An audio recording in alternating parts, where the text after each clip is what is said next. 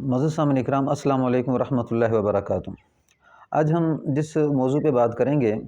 وہ ہے کہ وہ کون سی وجوہات ہیں جن کی وجہ سے جن بدن میں داخل ہو جاتا ہے۔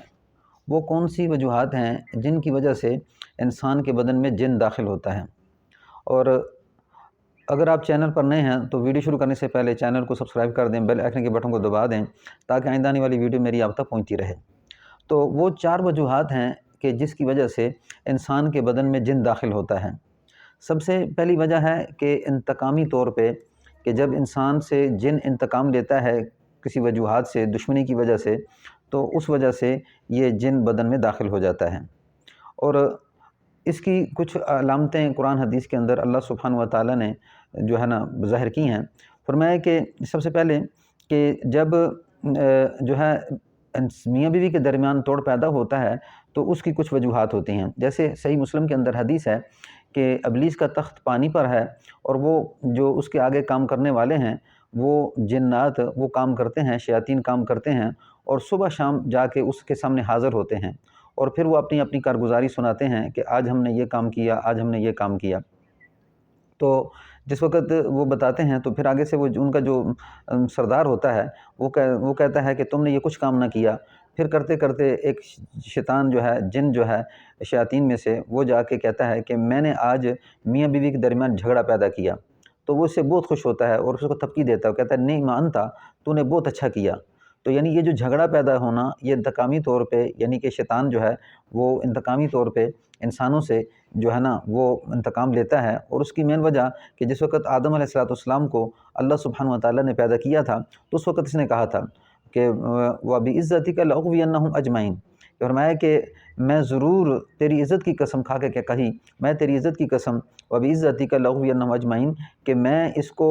جگہ جگہ سے پکڑوں گا، آدم کے اولاد کو، اور اس کو ساتھ اپنے جہنم میں لے کے جاؤں گا۔ وَبِعِزَّتِكَ لَأُغْوِيَنَّهُمْ أَجْمَعِينَ تو یہ اسے کیا ہے، انتقامی طور پہ وہ کارروائی کرتا ہے اور پھر ایسے جو جھگڑے پیدا ہوتے ہیں بیوی کے درمیان تو وہ ان کو لے کے کیا کرتا ہے، جھگڑا پیدا کرتا ہے، اور جھگڑا پیدا کرنے کی وجہ سے اس کا مقصود انتقام ہوتا ہے۔ پھر اکثر بعض اوقات یہ ہوتا ہے کہ کچرے وغیرہ میں انسان پیشاب کر دیتا ہے، اور جہاں پہ وہ خبیث قسم کے جنات ہوتے ہیں تو وہاں سے وہ کیا کرتے ہیں، تکلیف دینے کے لیے اس انسان کے ساتھ چمٹ جاتے ہیں۔ اور دوسرا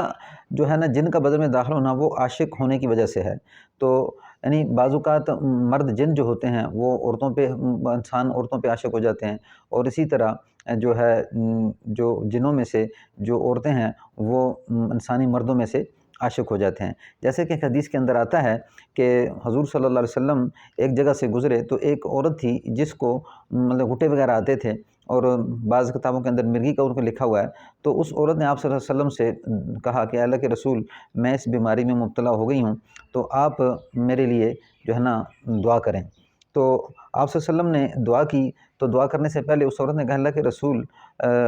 میں اس طرح کیا ہوتا ہے کہ میں جس وقت مجھے یہ دورہ پڑتا ہے تو دورہ پڑتے وقت میرا جسم برہنہ ہو جاتا ہے۔ تو آپ نے فرمایا کہ اگر تم صبر کرے تو اللہ اس صبر کے بدلے میں اللہ تمہیں جنت عطا فرمائیں گے۔ تو اس عورت نے کہا اللہ کے رسول آپ جب میرے لیے دعا کر دیں تو میرا یہ ہے کہ سطر کھل جاتا ہے، تو سطر کھلنے کی وجہ سے میرا جسم ننگا ہو جاتا ہے، تو مجھے اللہ اس جو ہے نا برہنہ حالت کے اندر جو میں ہو جاتی ہوں تو اس سے اللہ مجھے بچائے۔ تو آپ نے دعا کی، تو اس کے بعد فرماتے ہیں کہ کبھی بھی اس عورت کا جسم برہنہ نہیں ہوا تھا۔ تو یعنی یہ وہ صورتحال ہے کہ جن عاشق ہو جاتا ہے، اور عاشق ہونے کے بعد وہ انسانوں کو تنگ کرتا ہے۔ یہ دوسری وجہ تھی، یعنی کہ جن کا عاشق ہونا، اس وجہ سے انسان بدن میں داخل ہو جاتا ہے۔ تیسری وجہ ہے کہ جادو کے ذریعے سے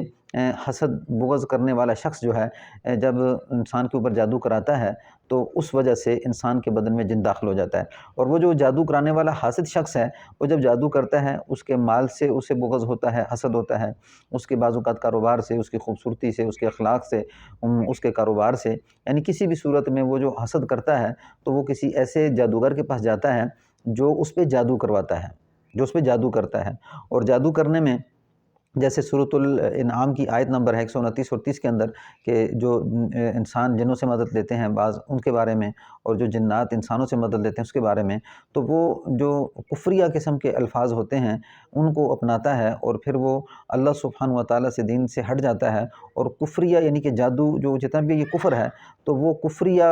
کلمات کے ذریعے سے اپنے ایمان کو ضائع کر دیتا ہے، اور پھر ان کو راضی کرتا ہے جو جنات ہوتے ہیں۔ تو وہ احمد قسم کے جن جو دین سے ہٹے ہوتے ہیں، اللہ کو نہیں جانتے، اللہ کے رسول کو نہیں جانتے، یعنی کہ احکامات خداوندی سے دور ہوتے ہیں، تو وہ ان سے پھر کام لیتا ہے، تو وہ اس آدمی کے اوپر جن مسلط کر دیتا ہے جس سے جو آدمی بغض عداوت کے ساتھ اس جو حاسد ہے جو گیا ہے عداوت کے لیے، دشمنی کی وجہ دشمنی کے لیے، اور وہ حاسد جا کے جو جادوگر کو کہتا ہے تو وہ جادوگر جو ہے وہ اس انسان پہ جو ہے نا جن مسلط کر دیتا ہے۔ تو یہ کیا ہے کہ جنات کے ذریعے سے ایسا جو ہے نا جادو مسلط ہو جاتا ہے۔ جیسے آپ صلی اللہ علیہ وسلم پہ جو جادو ہوا وہ جنات سے تو نہیں ہوا تھا، لیکن جو ہے نا جادو ہوا، اور عائشہ رضی اللہ تعالیٰ عنہ سے روایت ہے صحیح بخاری کے اندر جو 5763 نمبر آیت جو حدیث ہے اس سے صحیح بخاری کے اندر، کہ اس میں 5763 جو ہے نا حدیث کا نمبر ہے، تو اس میں عائشہ رضی اللہ عنہ کی پوری جو ہے نا روایت ہے کہ آپ صلی اللہ علیہ وسلم پہ جب جادو کا اثر ہوا تو کس طرح آپ صلی اللہ علیہ وسلم کی کیفیت ہوئی۔ آپ صلی اللہ علیہ وسلم چیزوں کو بھول جاتے تھے، خاص طور پہ آپ صلی اللہ علیہ وسلم بیویوں کی باری کو بھول جاتے تھے، اور آپ یوں محسوس کرتے تھے جیسے مجھے کسی نے باندھ دیا ہے۔ تو یہ تھی تیسری وجہ کہ جادو کے ذریعے سے جن کا مسلط کر دینا انسان پہ۔ اور چوتھی وجہ ہے کہ انسان